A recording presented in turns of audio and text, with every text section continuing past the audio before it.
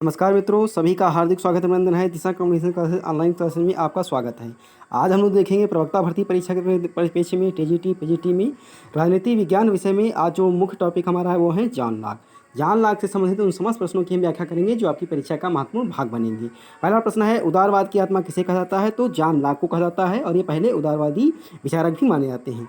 उसके बाद उदारवाद की नवीन धारा के प्रतिपादक कौन है भैया? तो जॉन लॉक को उदारवाद की नवीन धारा का प्रतिपादक कहा जाता है। आगे देखते हैं, लाक शासन को किसकी प्राप्ति का साधन मानता है? तो स्वतंत्रता को मानता है। लाक का जन्म कहाँ हुआ था? इंग्लैंड में हुआ था। चलिए लाक का परिचय देखते हैं। लाक का जन्म प्यूरिटन संप्रदाय के एक मध्यम वर्गीय परिवार में 1632 ईस्वी में हुआ था और उस शिक्षा के लिए लाक को ऑक्सफोर्ड भेजा गया। उसके बाद सामान्य रूप से उन्होंने शिक्षक के रूप में कार्य किया और कुछ समय तक उन्होंने एक डॉक्टर के रूप में कार्य किया है। उसके बाद अगर देखें तो अर्ल ऑफ सेटबरी के निजी चिकित्सक व सचिव के रूप में भी कार्य करते हैं और आगे चलकर 1704 ईस्वी में इनका देहांत हो जाता है। इन्हीं के समय ब्रिटेन की जो कह सकते हैं गौरवपूर्ण या रक्तहीन क्रांति होती है। आगे हम लोग बढ़ते हैं, लाक की अर्थव्यवस्था की विशेष बात क्या है? तो इसमें सभी व्यक्तियों को अधिकार प्राप्त हैं, इनके माध्यम से वो अपने आर्थिक जीवन का निर्वाह कर सकें। आगे देखते हैं, शासन पर 2 निबंध पुस्तक का लेखक कौन है? तो भैया इसके लेखक हैं जॉन लॉक।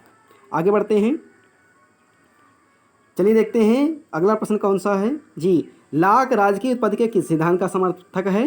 भैया जो सामाजिक समझौता सिद्धांत है उसका आगे चल करके उसमें लाक ने भी अपना योगदान दिया है। देखिए सामाजिक समझौता जो सिद्धांत है सामान्य रूप से राज्य की उत्पत्ति का एक महत्वपूर्ण सिद्धांत है और इसमें अगर देखें जो योगदान दिया है वो 3 प्रमुख दार्शनिकों ने दिया है, जिसमें हाब्स, लाक्स और रूसो आते हैं। अगर हाब्स की बात करते हैं तो हाब्स के समय अगर देखा जाए तो उनकी जो दशा थी वो असभ्य थी और बर्बर थी। तब आपने कहा था कि हमारे समय का जो मनुष्य था वो असभ्य एवं बर्बर था और इसी कह सकते हैं कि विभिन्न समस्याओं को दूर करने के लिए एक शक्तिशाली व्यक्ति को सत्ता सौंपी गई। इस प्रकार से राज्य की स्थापना हुई। परंतु लाक के समय जो मानव स्वभाव की दशा थी तो इनके समय का जो मानव था वो कह सकते हैं कि शांतिपूर्ण था या फिर कह सकते हैं कि सभ्य था और इसने समस्त शक्तियाँ एक समझौते के माध्यम से एक एकल व्यक्ति को सौंप दी। इस प्रकार से राज्य की स्थापना मानी जाती है। और इसमें सबसे महत्वपूर्ण बिंदु ये भी बताया जाता है कि समझौते का कह सकते हैं कि जो मुख्य बिंदु था उसमें 2 बातें बताई गई थी कि पहली बात तो ये थी कि एक राजनीतिक समाज की स्थापना करना और दूसरे समझौते द्वारा शासक व शासित के मध्य शर्तें निश्चित करना सरकार का यह कर्तव्य है। आगे बढ़ते हैं, राज्य संबंधी विचारधारा का प्रथम और अंतिम स्वर क्या है लाक के अनुसार? तो जन सहमति। उसका ये मानना था कि राज्य की स्थापना में लोगों की इच्छा व लोगों की सहमति पर विशेष ध्यान दिया जाए। इसके साथ साथ उसने ये भी बताया है कि सामान्य रूप से जो राज्य होना चाहिए उसमें मानव कल्याण एकमात्र साधन है, अर्थात राज्य का यह उद्देश्य कि वह मानव का कल्याण करे।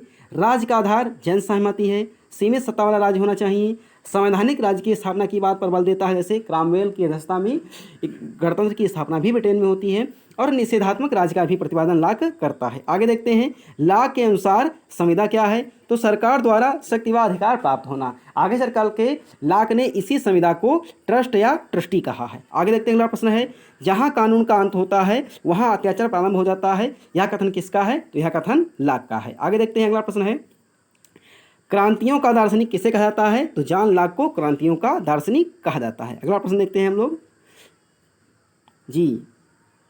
अगला प्रश्न है, समस्त अधिकार किसकी देन है? तो समस्त अधिकार समाज व राज्य की देन है जो एक दूसरे का प्रयोग करते हैं।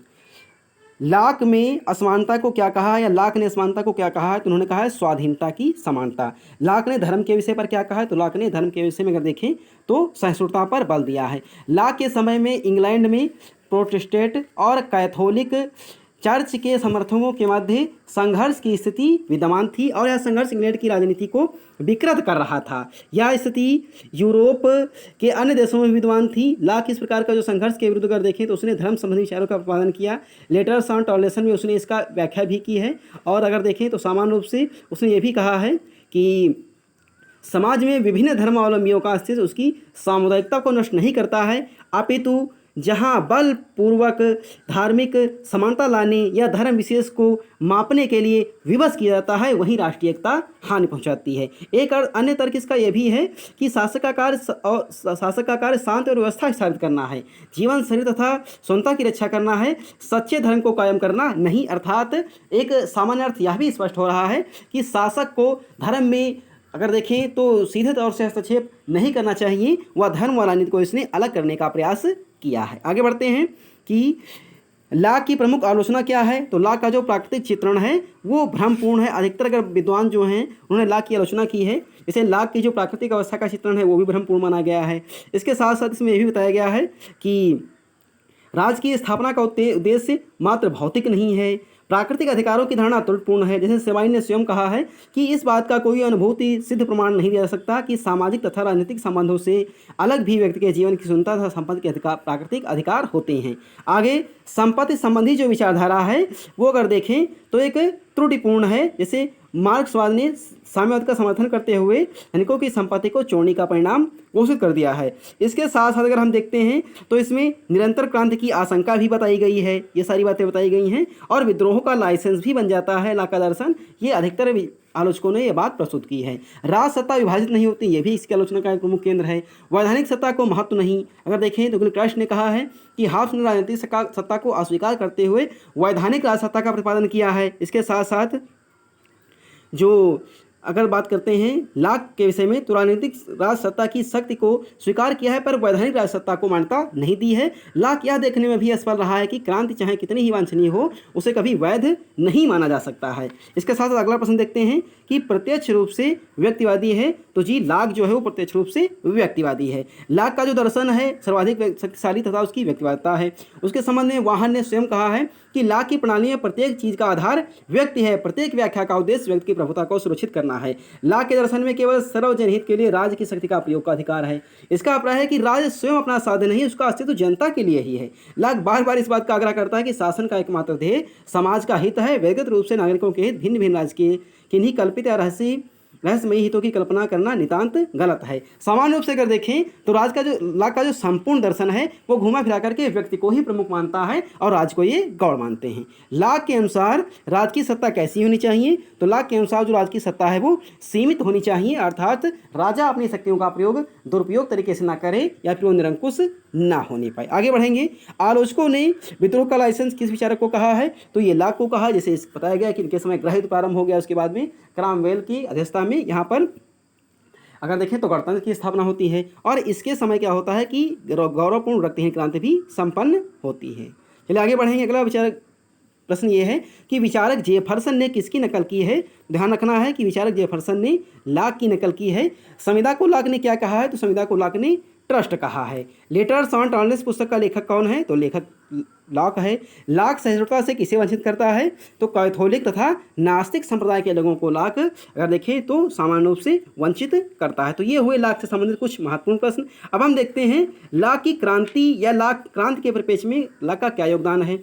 तो समान रूप से लाक का यह मानना है कि राज्य का निर्माण लोकहित के कुछ लक्ष्यों की पूर्ति के लिए किया जाता है, अतः राज्य की शासन की शक्ति सीमित है तथा उसे एक न्यासी या ट्रस्टी के रूप में यह शक्ति प्राप्त है। इसके अतिरिक्त राज्य तथा शासन को यह शक्ति जन सहमति पर आधारित है। इसका स्वभाव सामान्य रूप से कहा जा सकता है कि निष्कर्ष उल्लंघन करने लगे यदि सरकार जो कानून है उनका उल्लंघन करती है, जो शासन है उनका उल्लंघन करती है, तो जनता अपने इस अधिकार का प्रयोग कर शासन में इच्छानुसार परिवर्तन कर सकती है या उसे अवदर्श कर सकती है।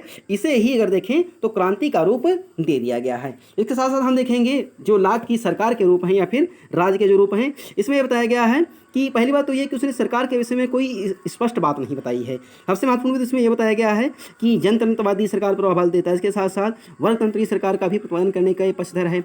इसके साथ साथ वह राजतंत्र को भी स्थापित करने पर प्रयास डालता है। देखिए राजतंत्र की अगर बात करें तो लाक के परिप्रेक्ष्य में राजतंत्र अति महत्वपूर्ण हो जाता है कि मैंने अभी बताया कि 1658 ईस्वी में के आसपास लगभग क्रामवेल की अध्यक्षता में क्या होता है कि गणतंत्र की स्थापना हो जाती है और जैसे ही 1658 में क्रामवेल की मृत्यु हो जाती है वहाँ फिर से अगर देखते हैं तो राजतंत्र की स्थापना हो जाती है। तो इस प्रकार से आज हम लोगों ने देखा लाक से संबंधित कुछ महत्वपूर्ण प्रश्न। जॉन लाक के विषय में एक कथन और ये कहा जाता है कि समाज को सदैव ऐसी शक्ति प्राप्त रहती है कि वह अपने को किसी के ऐसे कुप्रवर्तनों या और कुचेष्टाओं से बचा सके जो प्रजा की स्वतंत्रता और संपत्ति के विरुद्ध चेष्टा करने की मूर्खता अथवा नीचता करें। इसके साथ साथ उदारवाद के दो प्रचलित रूप थे, पुरातन उदारवाद और नवीन उदारवाद। तो जो नवीन उदारवाद है उसका जनक लाक को कहा जाता है। लाक के विषय में कुछ विद्वानों ने कहा, जैसे डनिंग ने कहा है कि व्यक्ति के प्राकृतिक अधिकार संप्रभु समाज के अधिकारों को ठीक वैसे ही सीमित करते हैं जिस प्रकार